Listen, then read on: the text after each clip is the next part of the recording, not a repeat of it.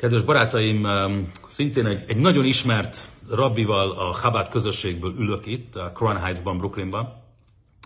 Yossi Paltiel rabbi, aki az Inside Hasidus nevű szervezetet vezeti, annak a linkjét meg fogjátok találni. I'm sitting here with a very well-known mashpia in the Chabad community here in America and around the world. Rabbi Yossi Paltiel, thank you very much. Nagyon szépen köszönöm az időt. Thank you very much for making the time. You're very busy. You're doing a fundraiser.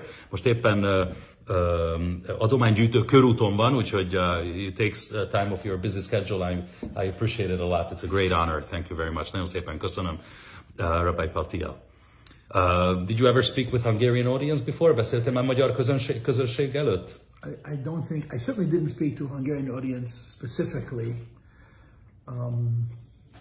I'm imagining. How is your Hungarian? Hungarian is obsolete. It's zero. Nem létező. I don't have a bad Hungarian. I'm not Hungarian. You saw that video. There was a video. Volt egy videó a Lubavitch rabbivel with the rabbi having Naftali Krauss, journalist, presenting his first book written in Hungarian. Amikor odaadta az első könyvét, amit magyarul írt a rabbének, and the rabbi said, I don't recall exactly the words, but he said, unfortunately, I don't speak Hungarian. Azt mondta a rabbi, sajnos nem beszélek magyarul. But he also said that he thinks it's one of the Shivim Lashonos, it's one of the 70 originals. That's what the Rebbe said. Which means one of the 70 races, 70 nations. 70 nations. Ő azt mondta a Rebbe, hogy valószínűleg a magyar az egyike a 70 népnek, akit Noétól származtatunk unokák. Szóval ez volt. Yeah. But thank you very much for making the time. Köszönöm, hogy időt szentelsz rám. Amikor az ember megy Crown Heights-ban, amikor az ember megy Brooklynban, mindenhol lépten nyomon találkozik a messiási koncepcióval. Táblákon emberek beszélnek róla, itt van egy nagyon nagy vibráció. When you go around in Brooklyn, everywhere in the Chabad community there's an upheaval. There's a tutzach about Mashiach. Everybody's excited. Where do you get the excitement from? Where do you draw the excitement from? Honnan van ez a fantasztikus elköteleződés és izgalom a messiás várással kapcsolatban? You're going to edit this, right? Yeah, probably if need be. Because I want to tell my story. Yes, please do. Let me tell my story first. Mondd először a történetet. Okay, you'll repeat that same thing that you said. Very good. So introduce the story, yeah? Okay, so halljuk azt a történetet, amit elkezdett nekem mondani, csak mondtam, hogy nem mondd el a történetet, mondjuk bele ide a videóba. Okay, so I heard the story from Rabbi Nachman Yosef Twersky, who lives in Crown Heights. A történetet Nachman Yosef Twersky rabbitól hallottam, aki itt lakik Crown Heights-ban. And it's a true story. I don't know exactly how he knows it, but it's a true story. Igaz történetről van szó. There was a really, really holy Rebbe, one of the holiest Rebbes of the last generation was Reb Aaron of Belze. Az egyik híres rabbi, talán az egyik leghíresebb szent ember a korábbi nemzedékekből, az a Belzi rabbi volt, úgy hívták Reb Aaron, a Belzi rabbi. He passed away in 1957 in Israel. 1957-ben halt meg Izraelben. When the war started, he was living in Belz, which is in Galicia. And amikor a háború elkezdett, Galíciában, Lengyelországban élt. He lost his entire family. You know, he was in Budapest for a while. That's the story. That's the story. Sorry. It's okay. He lost his entire. He had 63 family members between his wife and his children and his children. 63 családtagját veszítette el. He lost everything. Not one. Mindenki oda pusztult a holokausztban. And he spent most of the war years in Hungary, and when the Nazis took over Hungary, he left and went to Israel. A háború alatt Magyarországon bujkált, és amikor a nácik megjelentek Magyarországon, akkor Izraelbe menekült. It's hard to appreciate what it means a man of such holiness, because only if you appreciate what holiness is can you appreciate how possible it is for the story I'm about to tell you to be true. Nehéz elképzelni egy ilyen szent emberről, egy ilyen szent embert, de a következő történet egy ilyen szent emberről, de valójában megtörtént a sztori, amit most mondok. So this is the story. He was living in, there were two cities, Buda and Pest. They're connected, they're two cities. And he was living in one neighborhood. Szóval Budapesten lakott, akkor ugye a pesti oldalon egy helyen. And he called in an acquaintance and asked him to get an apartment in another neighborhood. És szólt az egyik segítőjének, hogy szerezzen neki egy lakást egy másik kerületben.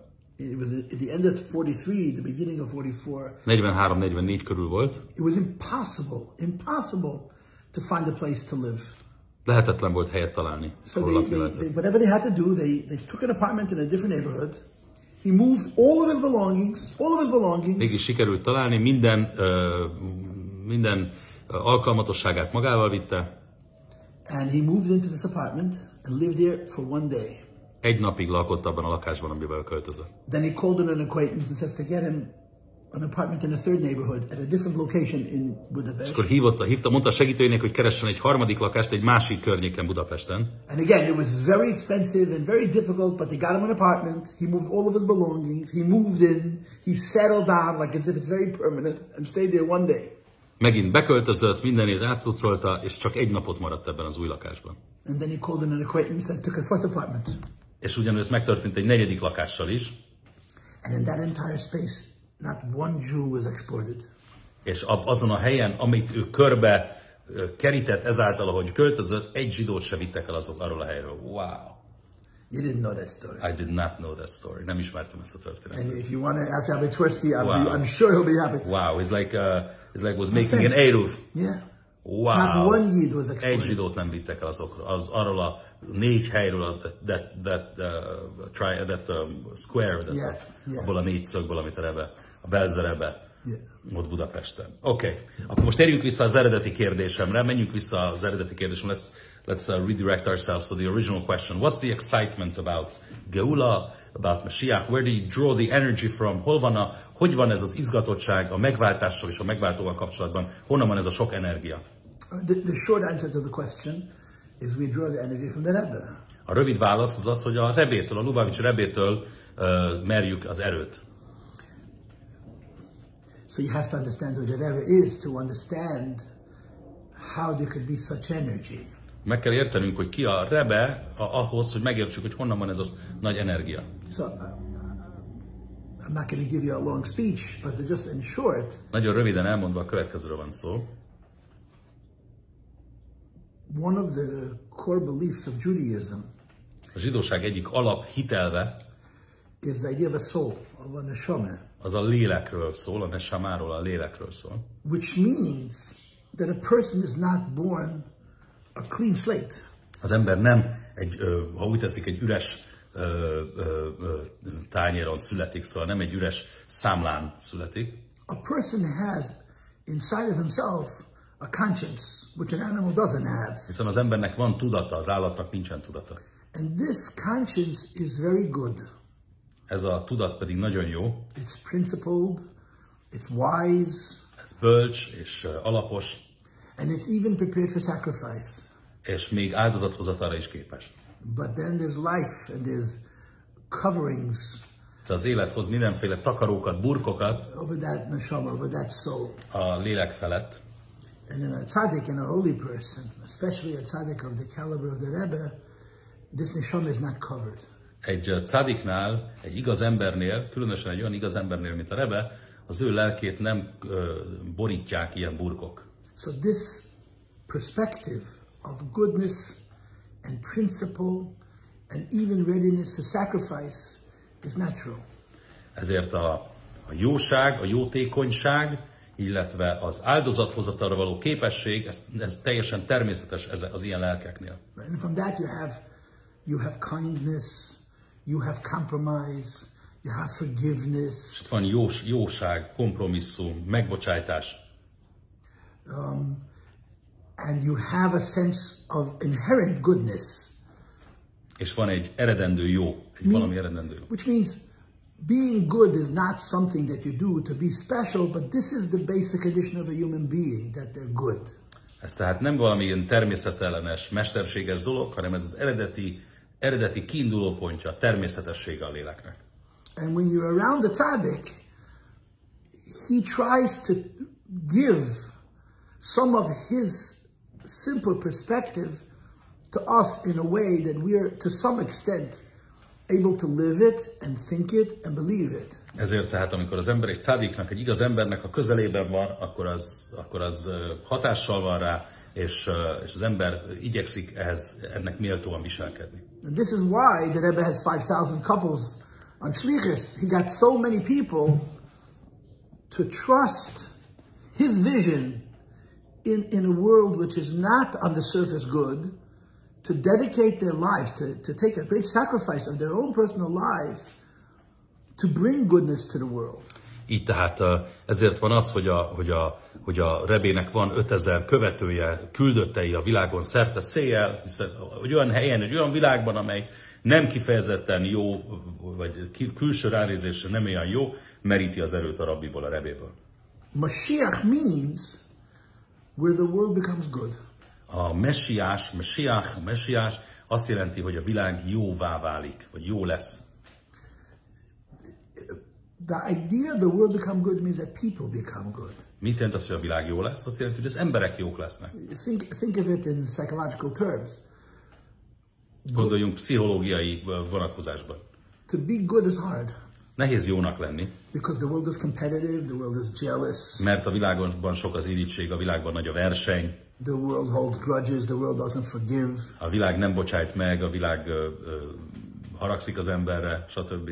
And if you choose to be good, you can be taken advantage of, you could be hurt, and so on. És hogyha te úgy döntesz, hogy jó leszel, akkor fennáll annak a veszélye, hogy esetleg veszélybe kerülsz a világ ellen. And in the human family, some people by nature are more prepared to be good.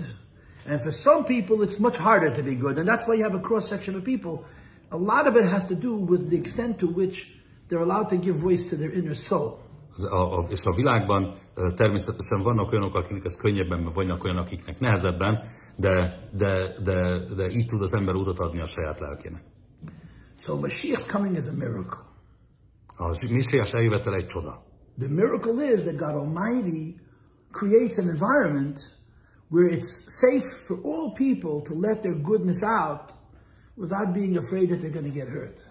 És a csoda az pedig az, hogy az örökkévaló Isten meg fogja engedni, hogy az emberből ki tudjon jönni az eredendő jó, anélkül, hogy a világ őt ezért bántaná. But it's not a miracle like the splitting of the sea, where nature is changed. De ez nem egy olyan csoda, amely például a Vörös-tenger szétválásánál volt, amikor a természet rendje változik meg. It's a miracle within the fabric of human existence and the fabric of human evolution that over time people permit themselves to be righteous. Ez tulajdonképpen egy természetes evolúciója az emberiségnek, hogy az emberek megengedik azt saját maguk felé, és mások felé, hogy jók legyenek, hogy kihozzák magukból az eredendő jót. That's a fascinating perspective on But I think this is the truth. I think this is the truth. So the Rebbe says we're holding by Mashiach because he sees what's happening on high. The Rebbe sees that the miracle is about to happen. A Rebbe azért mondta, hogy a messiás eljövetele most már bármelyik percben megtörténhet, pillanatban megtörténhet, mert ő érzi azokat a felsőbb energiákat, látja azokat a tágabb összefüggéseket, amelyek a világban jelentkeztek. But he points to events in the world that show that mankind is actually becoming more good. És olyan világeseményekre mutatott, amelyek azt bizonyították, hogy az emberiség igenis jó. For example, the collapse of the Eastern Bloc. Például a keleti blokk összeomlása, a kommunista országok összeomlása. And the idea that almost all nations, not all, but almost all nations in the world recognize individual rights and individual freedoms. És az, hogy a világ legtöbb országában ismerik az egyéni jogok, szabadságjogokat, az egyéni jogokat. Which is historically unprecedented in most civilizations. Amelyre még nem volt példa az emberi civilizáció történetében. People were governed by dictators who not only controlled what they did, they controlled what they said. Az emberek többségét diktátorok uralták, akik korlátozták azt, hogy az ember miként viselkedik, mit mond. And they did so with the argument that in order to sustain the civilization, people have to be controlled. És ezt azért mondták a diktátorok, hogy mert azt gondolják, hogy az emberiség túlélésének a lényege az, hogyha uralom alatt, hogyha kontroll alatt tartják őket. The idea that people can do whatever they want and they'll do a good thing was unfathomable to most of human history. Az elképzelhetetlen volt az emberiség történetében az, hogy az emberek saját akaratukból legyenek jók és csináljanak jó dolgokat. And what we're finding is that you give people freedom, they actually show goodness, they show És righteousness. ami kiderül, hogy ha az embernek ad az ember szabadságot, akkor jó dolgok, jóság fog kijönni. And that's what Mashiach means. Mashiach means that you get to a place where all mankind, each person, permits himself to be righteous and good, and when we collectively become righteous and good, we make ourselves better and better over time. Ezt jelenti a messiás, hogy kiengedjük magunkból egyénileg a jót, és ez azt jelenti, hogy kollektív az emberiség is kiengedi magából a jót, és felszíne hozza a jót, és ezért a világ jobbá válik idővel. So that's the excitement.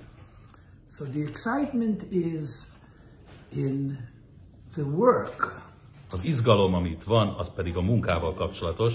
The Rebbe says that the world is much healed compared to the world that was. A Rebbe azt mondta, hogy a világ meg van gyógyulva, jelentős gyógyuláson ment már keresztül ahhoz képest, amilyen volt. In the world today there's a lot of confusion.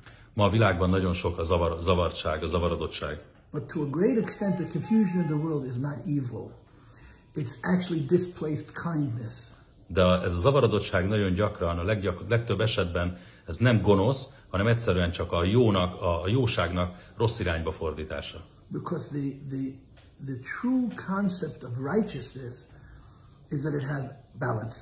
Mert a jóság igazi természete az, hogy ez kiegyensúlyozott. Which means even though you have to give people respect and rights and freedoms, there's a right way to live and a wrong way to live. Hiszen annak dacára, hogy az embernek adsz szabadságot és azt csinálhat, amit akar, akkor is van egy helyes útja az életnek, és van egy helytelen útja, vagy módja az életnek.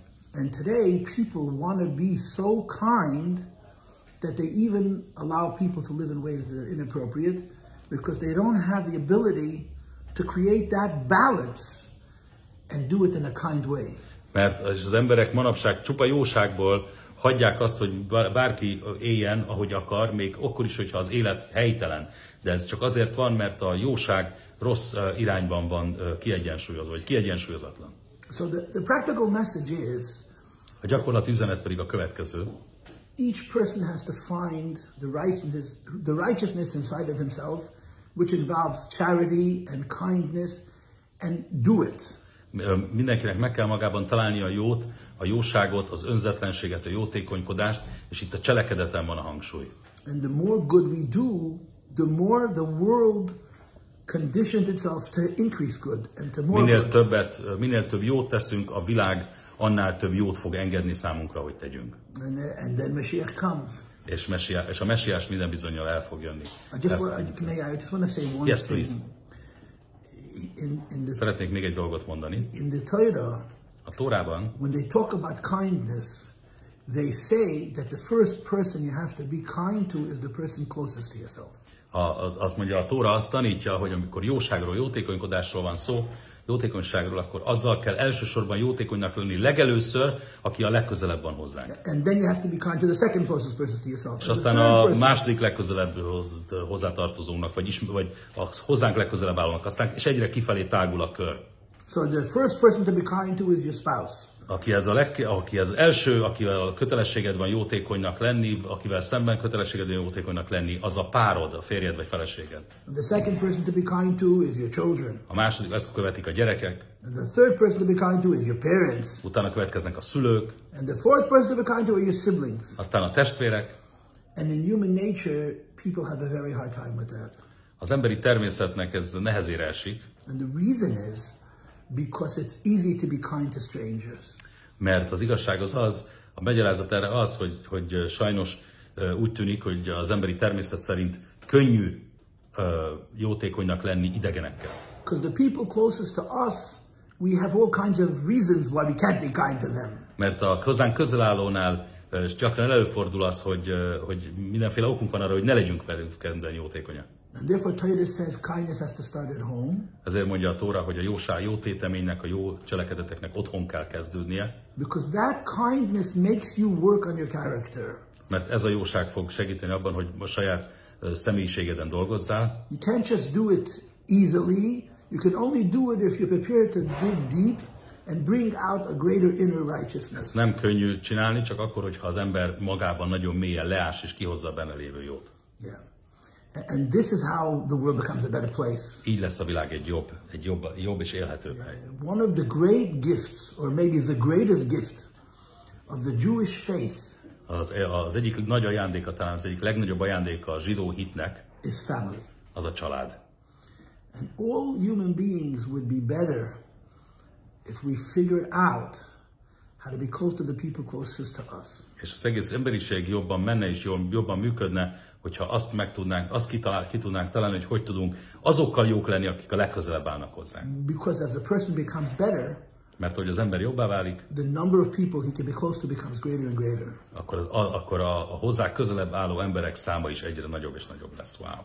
Okay. That is so true. Thank you very much, Rabbi Baki. Good Shabbos. Nice to meet you. Don't forget, InsideChassidus.org and Aksiva Chassima Table, és van Table Sukkot, all mention. Ne felejtjétek az InsideChassidus.org oldalt, ki fogom tenni a linket itt a videó alatt, és mindenkinek kíván a Rabbi egy boldog új évet és egy jó bepecsételést, a Good Gebenst Yor, a Chassiva Chassima Taiva. Everybody, sok sikert.